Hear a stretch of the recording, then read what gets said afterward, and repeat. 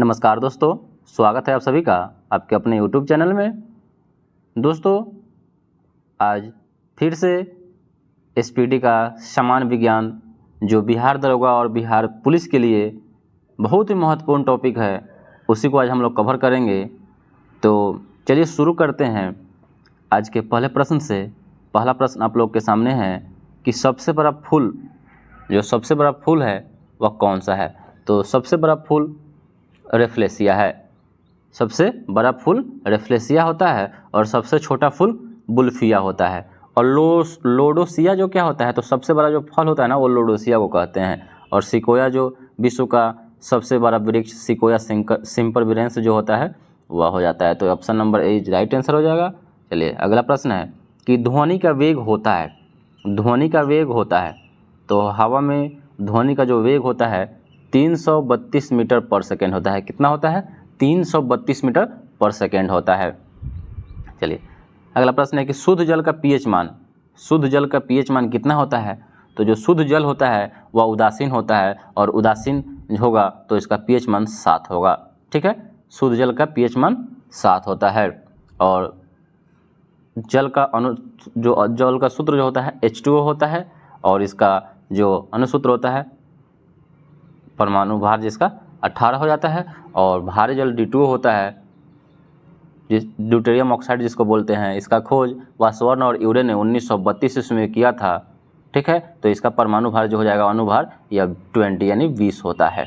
तो चलिए आगे देखते हैं कि मनुष्य का वैज्ञानिक नाम क्या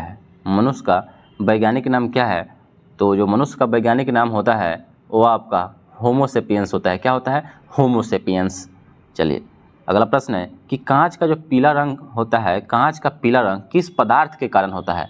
कांच का पीला रंग किस पदार्थ के कारण होता है। तो जो कांच का जो पीला रंग होता है वो आपका फेरिक ऑक्साइड के कारण होता है। किसके कारण? फेरिक ऑक्साइड के कारण होता है। चलिए अगला प्रश्न है कि धूप चश्मा के लेंस में किस कांच का प्रयोग किया जाता है। धूप चश्मा जो जीरो डायोप्टर का होता है के लेंस में किस कांच का प्रयोग किया जाता है। तो ये आपका क्रूक्स कांच का प्रयोग करते हैं। किस कांच का? क्रूक्स कांच का प्रयोग किया जाता है। धूप चश्मा के लेंस में क्रूक्स कांच का प्रयोग किया जाता है। चलिए अगला प्रश्न है कि एक फैदम बराबर होता है, एक फैदम में 6 फीट होता है। कितना होता है? 6 फीट होता है। और एक फैदम बराबर यानी 6 फीट होता है। चलिए अगला प्रश्न है कि किस ताप पर सेल्सियस एवं फ़ारेनहाइट पैमाने का जो मान होता है वह समान हो जाता है। तो जो -40 डिग्री जो होता है उसी ताप पर सेल्सियस और फ़ारेनहाइट पैमाने का जो मान होता है वह समान हो जाता है। चलिए अगला प्रश्न है कि लीची का खाने योग्य भाग कौन सा है। तो लीची का जो खाने वाला भाग होता है उसको एरिल कहते हैं।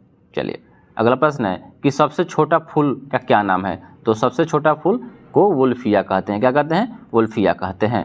चलिए अगला प्रश्न है कि मलेरिया रोग में शरीर का प्रभावित होने वाला अंग कौन सा है। तो जो मलेरिया जो अगर रोग हो जाएगा तो उसमें शरीर का जो प्लीहा तिली होता है वही प्रभावित हो जाता है। और मलेरिया के परजीवी जो होता है प्लाज्मोडियम, ठीक है, रोनाल्ड रॉस के द्वारा इसका खोज किया गया था।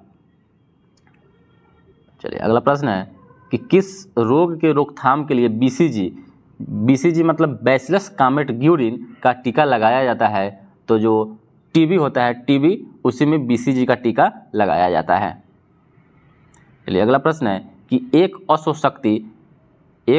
शक्ति बराबर कितना होता है। एक अश्व शक्ति बराबर 1 हॉर्स पावर जिसको बोलते हैं कितना के बराबर होता है। तो ये आपका 746 वाट के बराबर होता है। कितने? 746 वाट के बराबर होता है। और अश्व शक्ति भी शक्ति का ही मात्रक है। ठीक है, तो जो अश्व हर्ष जो पावर है यह जेम्स वाट के समान में रखा गया है। चलिए अगला प्रश्न है कि एल्युमिनियम का निष्कर्षण किस अयस्क से किया जाता है। एल्युमिनियम का जो निष्कर्षण होता है किस अयस्क से किया जाता है। तो यह आपका बॉक्साइट अयस्क से किया जाता है। किससे किया जाता है? बॉक्साइट अयस्क से किया जाता है। एल्युमिनियम का निष्कर्षण बॉक्साइट अयस्क से किया जाता है। चलिए अगला प्रश्न है कि द्रव धातु तत्व कौन सा है। द्रव धातु तत्व कौन सा है। तो ये आपका पारा है। कौन है? पारा, Hg। अगला प्रश्न है कि द्रव अधातु तत्व कौन सा है। तो जो द्रव अधातु तत्व है वो आपका ब्रोमीन है। कौन है? ब्रोमीन है। चलिए अगला प्रश्न है कि 1 न्यूटन किसके बराबर होता है? 1 न्यूटन किसके बराबर होता है? तो ये 10 के पावर 5 डाइन के बराबर होता है और बल का एसआई मात्रक न्यूटन होता है और बल का सीजीएस मात्रक डाइन होता है। तो 1 न्यूटन 10 के पावर 5 डाइन के बराबर हो जाएगा। अगर यहीं आपसे पूछ दे कि 1 डाइन कितना न्यूटन के बराबर होगा तो 10 के पावर -5 न्यूटन के बराबर होता है। चलिए अगला प्रश्न है कि मलेरिया रोग का प्रमुख कारक क्या है? तो जो मलेरिया रोग का जो प्रमुख कारक है वो आपका प्लाज्मोडियम नामक परजीवी है। मलेरिया रोग का प्रमुख कारक जो है वो प्लाज्मोडियम नामक परजीवी है। चलिए अगला प्रश्न है कि पानी का अपवर्तनांक कितना होता है? पानी का अपवर्तनांक जो होता है आपका 1.33 होता है। पानी का अपवर्तनांक जो होता है 1.33 होता है। चलिए अगला प्रश्न है कि विटामिन डी का आविष्कार किसके द्वारा किया गया था? तो विटामिन जो डी का आविष्कार किया गया था वो आपका हॉपकिंस के द्वारा किया गया था और विटामिन का खोज फंक के द्वारा किया गया था। विटामिन सी होलकट के द्वारा और विटामिन ए और बी मैकुलन के द्वारा किया गया था। अगला प्रश्न है कि हल्दी में जो पीला रंग हो जाता है उसका कारण क्या है? तो हल्दी का जो पीला रंग कुरकुमीन के कारण होता है। किसके कारण? कुरकुमीन के कारण होता है। अगला प्रश्न आपका है कि गैसों में गैस का उदाहरण एक बताना है आपको। तो गैसों में गैस का उदाहरण कौन सा है? तो हवा है, वायु है। गैसों में गैस का उदाहरण हवा है। चलिए अगला प्रश्न है कि यांत्रिक ऊर्जा को विद्युत ऊर्जा में कौन सा यंत्र बदलता है? यांत्रिक ऊर्जा को विद्युत ऊर्जा में तो ये आपका डायनेमो, यांत्रिक को विद्युत में। इसका मतलब हुआ कि देखिए यांत्रिक फिजिक्स की भाषा में अगर कोई भी वस्तु मतलब गति में है यानी घूम रहा है तो ये आपका वो यांत्रिक ऊर्जा है। तो यांत्रिक तो डायनेमो में क्या करता है कि पहले चक्का नचता है उसके बाद विद्युत ऊर्जा उत्पन्न होता है, ठीक है। और जनरेट मोटर में जो विद्युत मोटर में क्या होता है कि पहले हैंडल मारते हैं, पहले करंट देते हैं उसके बाद नचता है।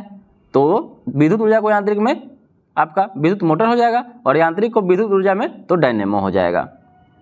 चलिए अगला प्रश्न है कि सेरीकल्चर में किसका उत्पादन किया जाता है या किसका अध्ययन किया जाता है? तो सेरीकल्चर में रेशम उत्पादन का अध्ययन करते हैं, रेशम उत्पादन करते हैं। सेरीकल्चर में देखिए लॉजी होगा तो अध्ययन करेंगे, यहाँ कल्चर है सेरीकल्चर तो रेशम का उत्पादन करते हैं। सेरीकल्चर मतलब रेशम उत्पादन शब्द है इससे संबंधित। चलिए अगला प्रश्न है कि हृदय में विकार का पता लगाने के लिए प्रयोग में लाया जाता है। हृदय में विकार का पता लगाने के लिए अगर हृदय में कोई खराबी हो गया है तो उसको पता लगाने के लिए किसका प्रयोग करते हैं? तो आपका ईसीजी का प्रयोग करते हैं। हृदय में विकार का पता लगाने के लिए ईसीजी का प्रयोग करते हैं, ठीक है, इलेक्ट्रोकार्डियोग्राफ जिसको बोलते हैं। और ईईजी होता है ये मस्तिष्क में अगर विकार होगा तो इलेक्ट्रोइंसोफेलोग्राफ जो होता है यह मस्तिष्क में पता लगाने के लिए किया जाता है। तो हृदय में विकार होगा तो ईसीजी और मस्तिष्क में होगा तो ईईजी और सीटी स्कैन से पूरे शरीर का करते हैं।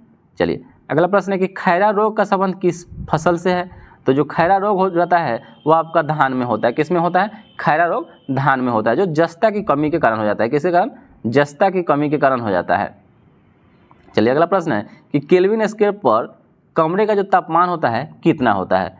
केल्विन स्केल पर जो कमरे का तापमान होता है कितना होता है? तो केल्विन स्केल पर मतलब अगर सामान्य तापमान 27 डिग्री सेल्सियस में होता है और केल्विन में कर रहा था 27,273 में जोड़ दीजिए 300 केल्विन के बराबर होता है। अगला प्रश्न है कि दूध में कौन सा अम्ल पाया जाता है? दूध में कौन सा अम्ल पाया जाता है? तो दूध में लैक्टिक अम्ल पाया जाता है। कौन सा अम्ल? लैक्टिक अम्ल पाया जाता है।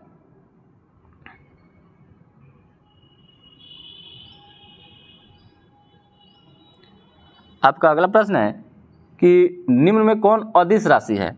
तो निम्नलिखित में से अदिश जो राशि है आपका विद्युत धारा है और वेग, बल और त्वरण जो है आपका सदिश राशि है। कौन सी राशि? सदिश राशि है, वेक्टर क्वांटिटी है। अगला प्रश्न है कि टेटनस रोग किसके कारण होता है? टेटनस रोग जो होता है किसके कारण होता है? तो ये आपका बैक्टीरिया के कारण होता है। टेटनस जो होता है बैक्टीरिया के कारण होता है। अगला प्रश्न है कि निर्वात में प्रकाश की चाल कितनी होती है? तो निर्वात में प्रकाश की जो चाल होती है 3 × 10⁸ मीटर पर सेकेंड होती है। 3 × 10⁸ मीटर पर सेकेंड निर्वात में प्रकाश की चाल होती है। और प्रकाश की चाल की गणना सर्वप्रथम रोमर के द्वारा किया गया था और प्रकाश की चाल खोज फिजियाउ के द्वारा किया गया था, यानी देखा वहीं था फिजियाउ। साधारण बातचीत की तीव्रता डेसिबल में कितनी होती है? साधारण कम्युनिकेशन की तीव्रता डेसिमल में कितनी होती है? तो ये आपका डेसिमल में 30 से 40 डेसिमल के बीच में होती है। अगला प्रश्न है कि समुद्री जल का पीएच मान कितना के बराबर होता है? तो जो समुद्री जल का पीएच मान होता है वो आपका 4 के बराबर होता है। समुद्री जल का पीएच मान 8 तो समुद्री जल क्षारीय होता है। अगला प्रश्न है कि पोलियो रोग में शरीर का प्रभावित होने वाला अंग कौन सा है? तो पोलियो में कौन सा अंग प्रभावित होता है? तो पोलियो में आपका तंत्रिका तंत्र हो जाता है। अगला प्रश्न है कि गेहूं के खाने वाले भाग को क्या कहते हैं? गेहूं के खाने वाले भाग को क्या कहते हैं? तो गेहूं का भ्रूणपोष खाया जाता है। गेहूं का भ्रूणपोष खाया जाता है। ठीक है। किस अम्ल का उपयोग सीसा संचायक बैटरी में किया जाता है? तो सीसा संचायक बैटरी में सल्फ्यूरिक अम्ल H2SO4 का प्रयोग किया जाता है। और हाइड्रोक्लोरिक अम्ल जो खाना पचाने के लिए, जो खाना खाते हैं वह पचाने के लिए हाइड्रोक्लोरिक अम्ल का प्रयोग किया जाता है। चलिए अगला प्रश्न है कि पारा का न्यूनतम हिमांक कितना है? यानी पारा कितना पर जम जाता है? कहने का मतलब हिमांक मतलब जमना, तो यह -39 डिग्री सेल्सियस पर पारा जम जाता है। अगला प्रश्न है कि केल्विन पैमाने पर किस बिंदु पर जल उबलता है? केल्विन पैमाने पर किस बिंदु पर जल उबलता है? तो यह 373 केल्विन पर जल उबलने लगता है। अगला प्रश्न है कि जल का क्वथनांक डिग्री सेंटीग्रेड में कितना होता है? तो जो आपका जल का क्वथनांक होता है ना, बॉइलिंग पॉइंट, ये आपका 100 डिग्री सेल्सियस होता है। अगला प्रश्न है कि निम्नलिखित में से किस रंग की सर्वाधिक तरंगदैर्घ्य होती है? तो जो सर्वाधिक तरंगदैर्घ्य होती है वह लाल की होती है। लाल रंग की तरंगदैर्घ्य सर्वाधिक होती है और बैंगनी की सबसे कम होती है। अगला प्रश्न है कि सूर्य के प्रकाश में किस रंग का प्रकीर्णन सबसे अधिक होता है? तो प्रकीर्णन यानी बिखराव तो सबसे जो अधिक होता है वह बैंगनी रंग का होता है। इसी कारण बैंगनी रंग जल्दी ही मिट जाता है और लाल रंग का जो प्रकीर्णन होता है सबसे कम होता है, इसलिए दूर से भी और अधिक देर तक भी दिखाई देता है।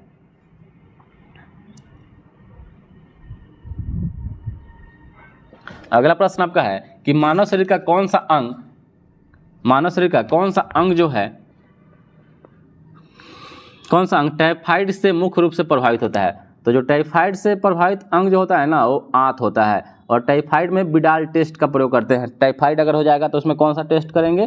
तो विडाल टेस्ट करते हैं टाइफाइड में, विडाल टेस्ट। ठीक है। और साल्मोनेला टाइफी जो होता है उसी से टाइफाइड होता है। चलिए अगला प्रश्न है कि पानी की गंदगी से फैलने वाला रोग कौन सा है? तो पानी की गंदगी से फैलता रोग है वह टाइफाइड है। कौन सा है? टाइफाइड है। अगला प्रश्न है कि कैंसर अस्थि मज्जा के कौन से भाग को प्रभावित करता है? कैंसर अस्थि मज्जा के कौन से भाग को प्रभावित करता है? तो जो कैंसर होता है ना वो ल्यूकेमिया, जो ब्लड कैंसर होता है उसको ल्यूकेमिया भी कहा जाता है। तो कैंसर अस्थि मज्जा के ल्यूकेमिया भाग को प्रभावित करता है। चलिए अगला प्रश्न है कि एक्यूपंक्चर डैश में सबसे अधिक प्रचलित है, यानी सुई से चुभोकर इलाज करने की पद्धति जो है सबसे ज़्यादा चीन में प्रचलित है। तो एक्यूपंक्चर सबसे अधिक चीन में होता है। एमएमआर का टीका किस बीमारी में दिया जाता है? तो एमएमआर का जो होता है ना, मीसल्स, मम्स और रूबेला में एमएमआर का टीका दिया जाता है। अगला प्रश्न है कि एड्स का अर्थ क्या है? एड्स का फुल फॉर्म आपसे पूछ रहा है। तो एड्स का अर्थ होता है एक्वायर्ड इम्यूनो डिफिशियंसी सिंड्रोम होता है। एक्वायर्ड इम्यूनो डिफिशियंसी सिंड्रोम होता है। ठीक है। और एड्स जो होता है HIV वायरस से होता है, ह्यूमन इम्यूनो वायरस जिसको बोलते हैं। ठीक है। अभी एड्स की दवा के लिए एजिडोथाइमिन दवा का प्रयोग किया जा रहा है। और जीवाणुओं की रोम जैसी संरचना को क्या कहते हैं? जीवाणुओं की रोम जैसी संरचना को फ्लैजिला कहते हैं। क्या कहते हैं? फ्लैजिला। जीवाणुओं की रोम जैसी संरचना को फ्लैजिला कहते हैं। अगला प्रश्न है कि निम्नलिखित में से कौन सा अम्ल पेट के जीवाणुओं को नाश करता है? निम्नलिखित में से कौन सा जो अम्ल है पेट के जीवाणुओं का नाश करता है? तो आपका HCl होता है। कौन सा होता है? HCl, हाइड्रोक्लोरिक अम्ल होता है। अगला प्रश्न है कि हीमोफीलिया एक अनुवांशिक रोग यानी जेनेटिक्स रोग है जिसका परिणाम क्या होता है? तो हीमोफीलिया में आपका जो रक्त होता है ना, रक्त नहीं जमता है। हीमोफीलिया में रक्त नहीं जमता है। हीमोफीलिया में रक्त का थक्का नहीं बनता या रक्त नहीं जमता है। ठीक है। अगला प्रश्न है कि एक्यूपंक्चर क्या है? एक्यूपंक्चर क्या है? तो सुई के माध्यम से उपचार करने की एक विधि है जो सबसे ज़्यादा चीन में होती है। डिप्थीरिया रोग से ग्रस्त होती है। तो जो डिप्थीरिया रोग से हो जाता है ना, गला और श्वास नली प्रभावित होता है। डिप्थीरिया रोग से गला और श्वास नली प्रभावित होता है। अगला प्रश्न है कि मलेरिया रोग प्रभावित करता है। मलेरिया जो रोग है प्रभावित किसको करता है? तो यह प्लीहा और तीली को करता है। किसको? प्लीहा और तीली को प्रभावित करता है। मलेरिया प्लीहा और तीली को प्रभावित करता है। अगला प्रश्न है कि एड्स में डी का क्या तात्पर्य है। एड्स में डी का तो डिफिशियंसी होता है। क्या होता है? डिफिशियंसी होता है। अगला प्रश्न है कि ग्लूकोमा और ट्रेकोमा किस अंग का एक बीमारी है या रोग है। तो ये आँख का है। ग्लूकोमा और जो ट्रेकोमा जो है ना, आँख का एक रोग है। अगला प्रश्न है कि हेपेटाइटिस रोग में शरीर का कौन सा अंग प्रभावित होता है। तो हेपेटाइटिस जो बीमारी हो जाएगा तो यह आपका यकृत हो जाता है। और हेपेटाइटिस बी जो होता है ना, अगर जोंडिस, पीलिया जिसको बोलते हैं, जोंडिस जब अपने विकराल रूप में आ जाता है तो वो हेपेटाइटिस का रूप ले लेता है। तो हेपेटाइटिस में जो होता है यकृत प्रभावित होता है। अगला प्रश्न है कि डैश पानी के माध्यम से फैलता है। तो जो आपका हैजा है वो भी पानी के माध्यम से ही फैलता है। अगला प्रश्न है कि प्याज क्या है। तो प्याज आपका एक बल्ब है, यानी उसमें छिलका जो निकलता है वो बल्ब के अनुसार निकलता है। तो प्याज आपका एक बल्ब है और प्याज का हम लोग तना खाते हैं। क्या खाते हैं? तना खाते हैं। अगला प्रश्न है कि अदरक होता है रूपांतरित। अदरक होता है रूपांतरित तना का, तो अदरक का भी हम लोग तना खाते हैं। चलिए अगला प्रश्न है कि बांस किस कुल का पौधा है। बांस जो है किस कुल का पौधा है। तो बांस आपका घास है। क्या है? घास है। बांस घास का एक प्रकार है। अगला प्रश्न है कि सामान्य चीनी या केन शुगर किसे कहते हैं। सामान्य चीनी या केन शुगर किसे कहा जाता है। तो ये आपको हो जाएगा इसका आंसर सुक्रोज। सुक्रोज को सामान्य चीनी या केन शुगर कहा जाता है। अगला प्रश्न है कि नाशपाती का खाने योग्य भाग कौन सा है। नाशपाती का खाने योग्य भाग कौन सा है। तो ये आपका गूदेदार पुष्पासन नाशपाती का भाग हम लोग खाते हैं। अगला प्रश्न है कि सेब का कौन सा भाग खाने योग्य है। तो सेब का जो है आपका मांसल पुष्पासन, सेब का मांसल पुष्पासन खाते हैं। अगला प्रश्न है कि आलू उदाहरण है। आलू किसका उदाहरण है। तो आलू का भी हम लोग तना खाते हैं। आलू का भी तो ये रूपांतरित तना है। अगला प्रश्न है कि काली मिर्च पादप एक है। काली मिर्च पादप एक क्या है। तो काली मिर्च पादप एक झाड़ी है। झाड़ी है। अगला प्रश्न है कि पौधे के किस भाग से जूट की प्राप्ति होती है। पौधे के किस भाग से जूट की प्राप्ति होती है। तो इसका आपको राइट आंसर हो जाएगा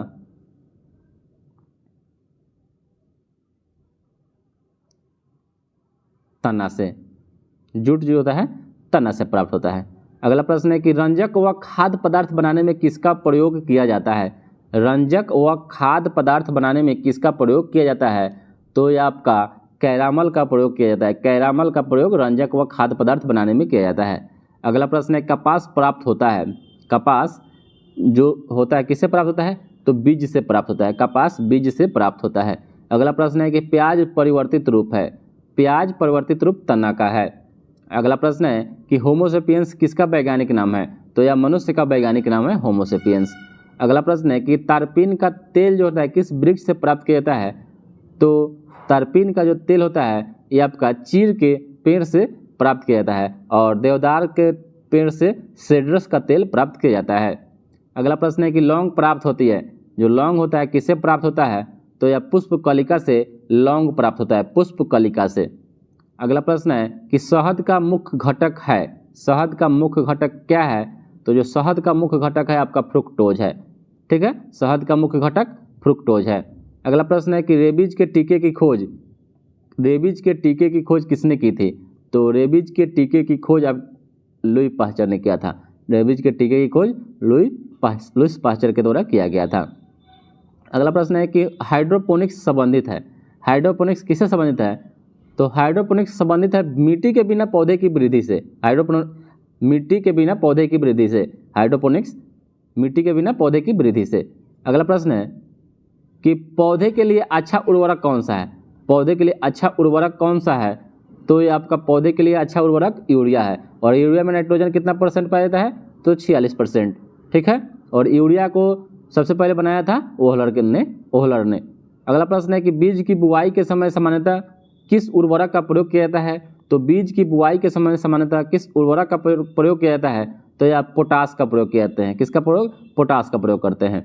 अगला प्रश्न है कि उर्वरकों में कौन सा तत्व अनुपस्थित होता है। उर्वरक में कौन सा तत्व जो होता है अनुपस्थित होता है। तो यह आपका क्लोरीन उसमें नहीं होता है। चलिए अगला प्रश्न आपका है कि असत्य फल किससे उत्पन्न होता है। तो जो असत्य फल होता है आपका पुष्प क्रम से होता है, पुष्प क्रम से उत्पन्न होता है असत्य फल, और जो सत्य फल होता है वह अंडाशय से होता है। बात याद रखना है, हमेशा क्वेश्चन पूछता है कि सत्य फल अंडाशय से प्राप्त होता है। चलिए अगला प्रश्न है कि सत्य फल किससे उत्पन्न होता है, तो ये आपका अंडाशय से। चलिए अगला प्रश्न है कि कॉर्निया मानव शरीर के किस अंग का भाग है। कॉर्निया जो है मानव शरीर के आँख का भाग है, नेत्र का। चलिए अगला प्रश्न है कि घेंघा रोग किसकी कमी से होता है। घेंघा जो रोग है किसकी कमी से, तो ये आयोडीन की कमी से घेंघा रोग हो जाता है। अगला प्रश्न है कि नेत्रदान में दाता के आँख का कौन सा भाग प्रत्यारोपित किया जाता है।